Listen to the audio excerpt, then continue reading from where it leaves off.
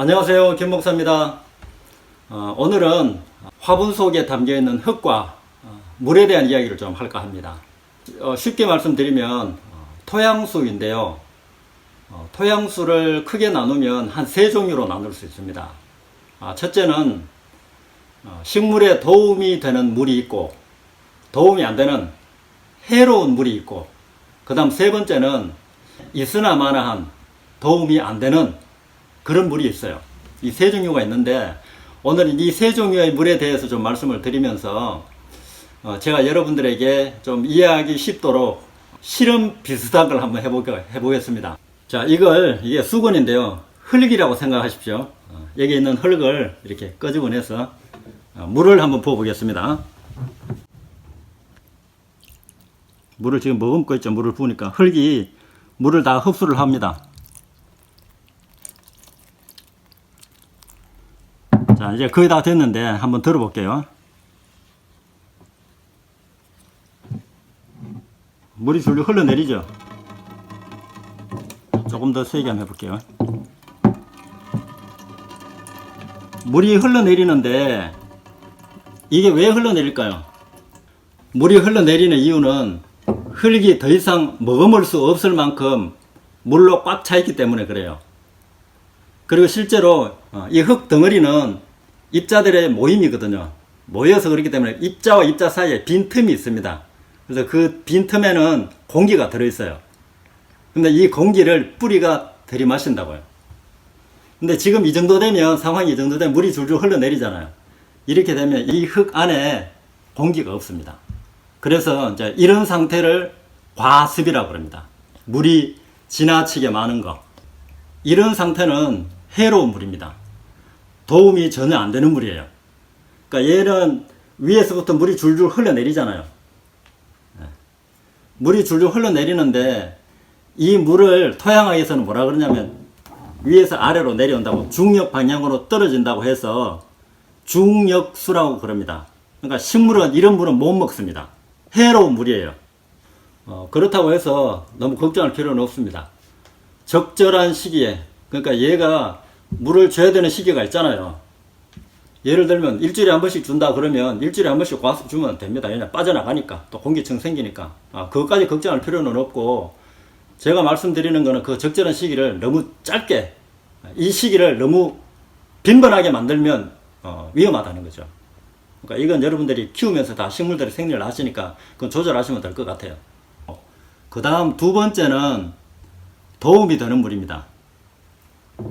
자, 어떤 건지 한번 보여드릴게요. 자, 이 마른 흙입니다. 자, 마른 흙. 물을 한번 부어보겠습니다. 적당히 한번 부어볼게요.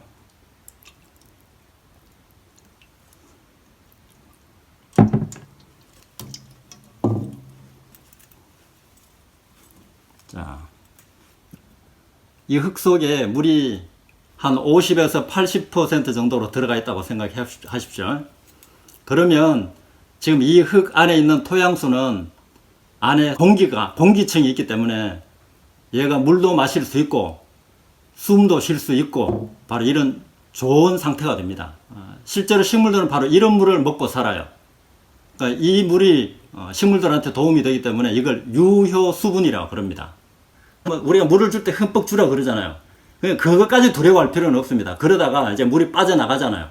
빠져나가면 여기서부터는 더 이상 이제 물이 나올 물이 없고, 뿌리도 얘 물을 흡수하고, 그 다음에 날씨가 따뜻해지니까 수분이 이제 날아가기도 하고, 이러면서 마르면서 안에 공기층이 또 생긴다고요. 그러니까 그건 걱정할 필요 없고, 제가 말씀드리는 거는 여러분들이 제 영상을 보시면서 항상 흙 속에 공기층이 있도록 그런 환경을 만들어 주라고 제가 말씀을 드리는 겁니다. 그러니까 어떤 분들은 화초를 키우면서도 물을 좋아한다고 오늘도 물을 팍 줍니다. 오늘도 물을 많이 주고 줄줄 흘러내릴 정도로 주고, 또 내일도 줄줄 흘러내릴 정도로 주고, 물 좋아한다고 계속 막 그런 식으로 주는데, 그러다가 이제 과습이 되는 거예요. 이게 오래되면 해로워집니다. 매일 주는 게 아니라 하더라도 이걸 계속 이 젖어 있는 상태에서 계속 주면은 과습이 됩니다. 이 두 번째 물, 이 도움이 되는 물을 이제 전문용어로 뭐라 그러냐면 모세관수라 그럽니다. 그러니까 흙 속에 산소도 있고 수분도 있고, 이게 가장 좋은 물이고 식물들이 이런 물을 먹고 자랍니다. 그러니까 이런 환경을 여러분들이 꼭 만들어 주도록 신경을 쓰시면 됩니다. 자, 그 다음에는 세 번째, 도움이 안 되는 물. 물기는 있으되 도움이 하나도 안 되는 그런 물도 있습니다. 자, 두 번째, 흙에서 시간이 지나면 수분이 마르잖아요. 뿌리도 흡수하고 공기에 마르기도 하고 그러다 보면 말라요. 이게 거의 수분기만 남아 있습니다. 이 안에 산소가 있을까요, 없을까요? 산소는 당연히 있겠죠. 그렇지만 이 안에 수분기가 있다고 해서 뿌리들이 다 빨아먹을 수 있을 거야 이렇게 생각하시면 안 됩니다. 이게 수분이 되게 짜도 물이 안 나와요. 안 나온다.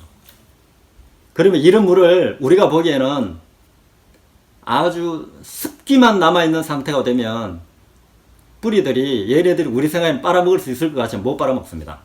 그러니까 도움이 안 돼요. 그러니까 이럴 때 되면 물을 줘야 됩니다. 그러니까 이게 이 정도가 어느 정도냐면 유효수에 있을 때 한 50%에서 80% 정도가 지나면 넘어가면 다 활용해버리고 나면 그 다음부터는 있으나 마나 물이 된대요. 그러니까 여러분들이 보시면서 손가락을 한번 찔러 넣어서 보시고 그냥 미세하게 수분기만 좀 남았다 싶으면 화초일 경우에는 물을 주셔야 됩니다.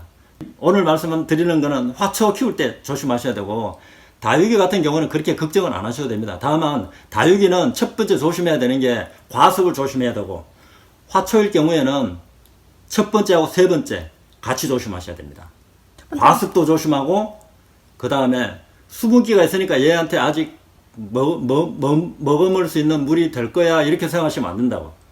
그런데 수분이 있으면 이제 생리적으로 어떤 현상이 나타나느냐면 낮에는 잎이 서서히 말라갑니다. 그러다 밤 되면 또 회복이 돼요. 광합성 작용 안 하고 정상 활동 안 하니까 밤 되면 조금 회복이 돼요. 그러다가 이게 반복이 되다가 시간이 계속 길어지면 그 상태가 계속 싫어지면 밤에도 회복이 안 됩니다. 계속 말라가시는 거죠. 그러면 식물은 위험해집니다. 그러니까 이걸 빨리 알아차리고 그때 되면 물을 주셔야 돼요. 왜냐하면 이 흙 속에 포함되어 있는 이 습기가 워낙 응집력이 좋아서 흙이 꽉 붙잡고 있기 때문에 뿌리가 여기에서 못 빼내옵니다. 뿌리가 빼앗아오는 힘보다 흙이 붙잡고 있는 힘이 더 크기 때문에 얘네들은 식물들한테 도움이 안 되는 전혀 효과가 없는 무효 수분이 됩니다. 그러니까 여러분들이 습기만 있다고 해서 안심하지 마시고 아주 미세한 양의 습기만 있을 때는 물을 공급해 주셔야 된다는 거. 이걸 여러분들 좀 아셔야 됩니다. 그러니까 오늘 제가 토양수의 세 가지 종류가 있다는 걸 말씀드렸으니까 여러분들 가정에서 키우시면서 그 흙 상태를 잘 점검하시면서 그렇게 키우신다면 아마 식물들도 스트레스도 받지도 않고 저 세상으로 보낸 일도 확실히 줄일 수 있지 않을까 이런 생각이 들어서 좀 도움이 됐으면 해서 오늘 이 영상을 찍었습니다. 이런 얘기는 좀 길게 앉아서 얘기하듯이 설명을 자세하게 좀 드려야 되는데 제가 영상이다 보니까 10분 안에 모든 걸 다 설명을 할 수가 없어서 제가 이렇게 큰 틀에서만 말씀을 드렸는데 혹시라도 궁금한 게 있으시면 댓글로 질문해 주시면 제가 또 영상으로 찍어서 여러분들에게 말씀을 드리든지 하겠습니다. 자, 오늘 영상 여기서 마치도록 하겠습니다. 감사합니다.